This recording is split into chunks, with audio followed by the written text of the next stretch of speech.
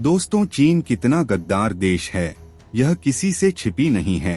चीन का हर चाल भारत को बर्बाद करने और नीचा दिखाने के लिए हमेशा आगे होता है। वह कभी नहीं चाहता कि भारत डिफेंस इंडस्ट्री में आगे बढ़े और नई मिसाइल का परीक्षण करें। एक समय था कि चीन और जर्मनी जैसे डेवलप्ड देश आपस में मिलकर भारत के अर्जुन टैंक्स में इस्तेमाल होने वाले इंजन की सप्लाई बंद कर देते थे।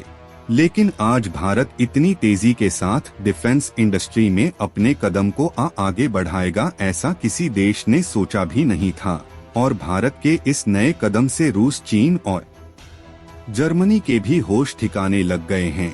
और जो खबर इस वीडियो में हम आपको बताने वाले हैं, उसे सुनकर आपको भी भारतीय होने पर गर्व महसूस होगा।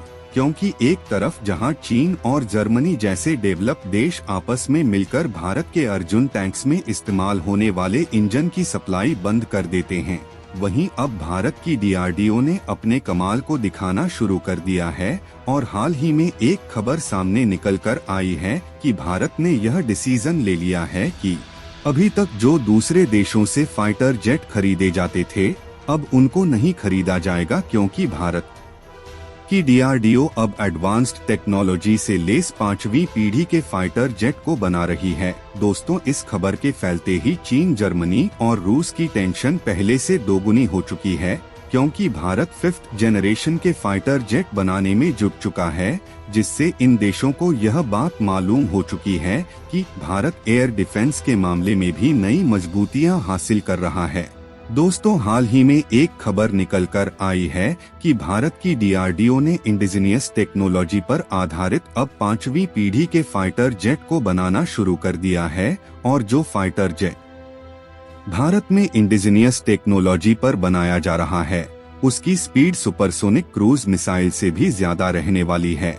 यानी कि जिस तरह से भारत ने मिसाइल के प्रोडक्शन में महारत हासिल कर लिया है और सुपरसोनिक ब्रह्मोस मिसाइल को भारत में पूरी तरह से बनाया जा रहा है, अब उसी तरह सुपरसोनिक स्पीड वाले फाइटर जेट को भी भारत पूरी तरह से इंडिजिनियस तौर पर डेवलप करना चाहता है।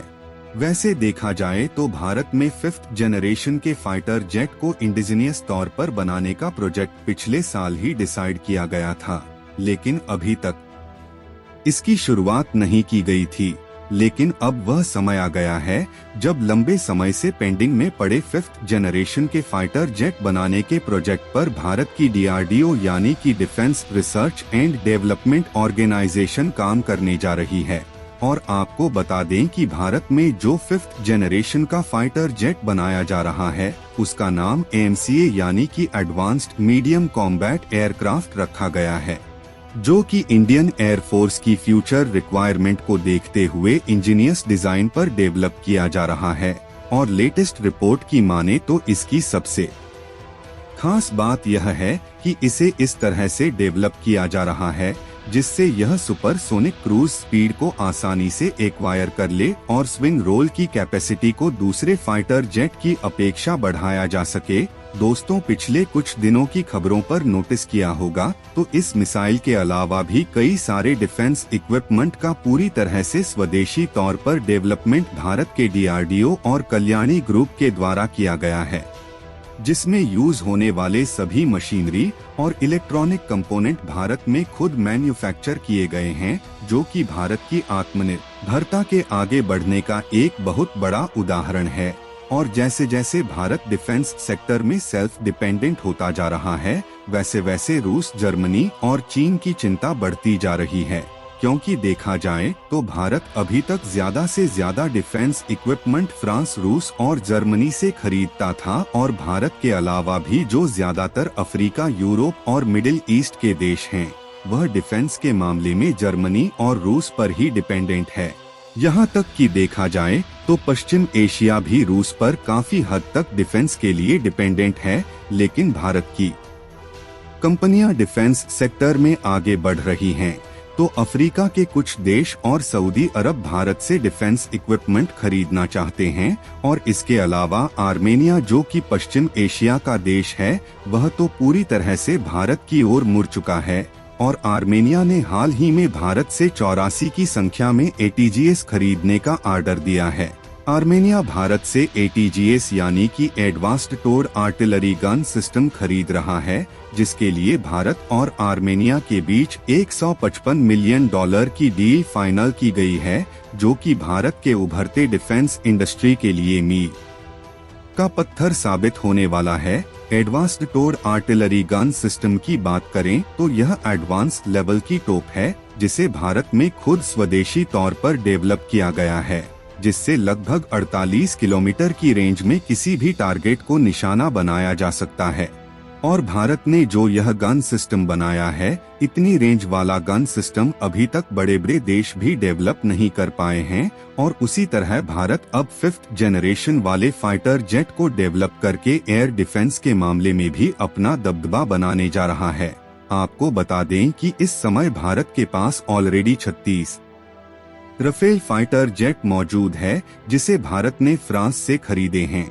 और इसके अलावा भारत ने और 26 राफेल फाइटर जेट खरीदने का डिसीजन लिया था, लेकिन भारत जो 5th जनरेशन के फाइटर जेट डेवलप कर रहा है, इसके कंपैरिजन में फ्रांस से खरीदे गए राफेल कुछ भी नहीं है।